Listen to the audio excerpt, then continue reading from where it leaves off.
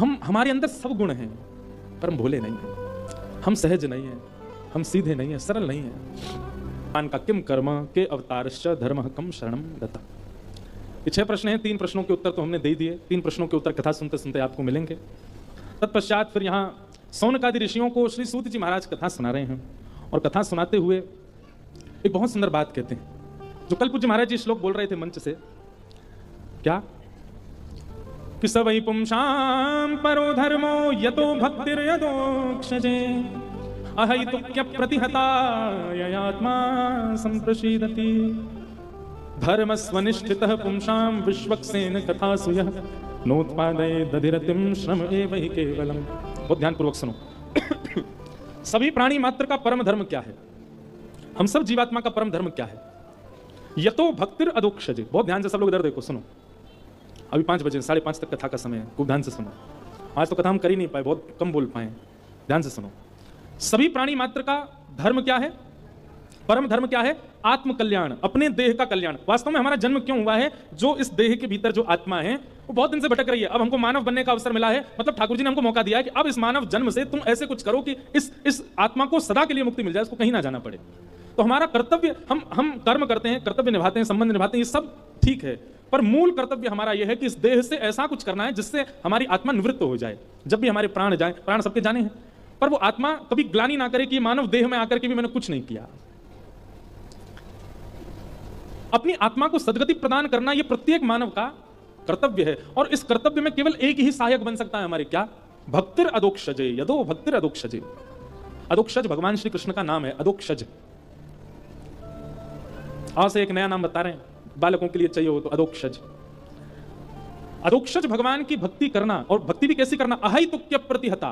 अहैतुकी भक्ति। अहैतुकी भक्ति किसको कहते हैं? किसी भी परिस्थिति, किसी भी स्थिति या लाइफ में आने वाली किसी भी प्रकार के दुविधा से या व्यवधान से वो भक्ति नष्ट ना होती हो, लगी रहे। मेरी लगी श्याम संग प्रीत दुनिया क्या जाने, क्या जाने रे कोई क्या जाने, क्या जाने रे कोई क्या जाने, मुझे मिल गया मन का मीत दुनिया क्या जाने। दुनिया तो आपको बावड़ा ही कहेगी, पागल ही कहेगी, कुछ भी कहेगी, पर एक बार प्रीति लग जाए ठाकुर जी से, उसके बाद चाहे जो हो जाए जीवन में, वो भक्ति कभी नष्ट ना हो। अगर हमारी भक्ति ऐसी है कि जीवन में आने वाले किसी व्यवधान या किसी विषय के कारण हमारी भक्ति विच्छिन्न हो जाती है, ठाकुर जी को बहुत कष्ट होता है। तुम आए ही क्यों थे जीवन में? तुमने उम्मीद ही क्यों जगाई थी हमारे चित्त में कि तुम हमारे भक्त हो, और अब स्थिति विपरीत आई तो तुम हमको छोड़ रहे हो। इसलिए न विच्छिन्न होने वाली भक्ति, न डगमगाने वाली भक्ति जब व्यक्ति करता है, तभी उसका आत्म कल्याण होता है, तभी उसकी आत्मा का कल्याण होता है देह में आने के बाद। ये बात सूत जी महाराज कह रहे हैं। और धर्मस्वनिष्ठितः पुंसां विश्वक्सेन कथासु यः नोत्पादये दधिरतिं श्रम एव हि केवलम्। बहुत सुंदर बात।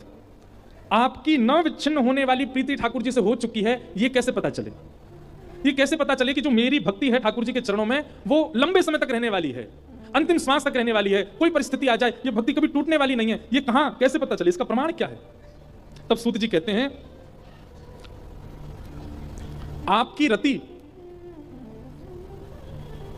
धाम में है तो भी सामान्य बात है, आपकी रति नाम में है तो भी सामान्य बात है, पर आपकी रति लीला में है। लीला मतलब ठाकुर जी के चरित्र में है, ठाकुर जी की कथा में है। कई लोगों को केवल वृंदावन जाना अच्छा लगता है, कई लोगों को राधा राधा हरे कृष्ण महामंत्र अच्छा लगता है, उसमें नाचना, उसको गुनगुनाना, उसको बोलना अच्छा लगता है, पर उन लोगों की कई बार मैंने देखा कथा में रुचि नहीं है। पर यहां पर स्पष्ट श्री सूत जी महाराज कहते हैं कि नोत्पादये दधिरतिं श्रम एव हि केवलम्। यदि आप ठाकुर जी से प्रेम करते हैं और कथा लीला में आपकी रति नहीं है, प्रेम नहीं है, तो इसका मतलब है कि आपकी भक्ति कभी भी टूट सकती है, छूट सकती है, कभी भी रुक सकती है।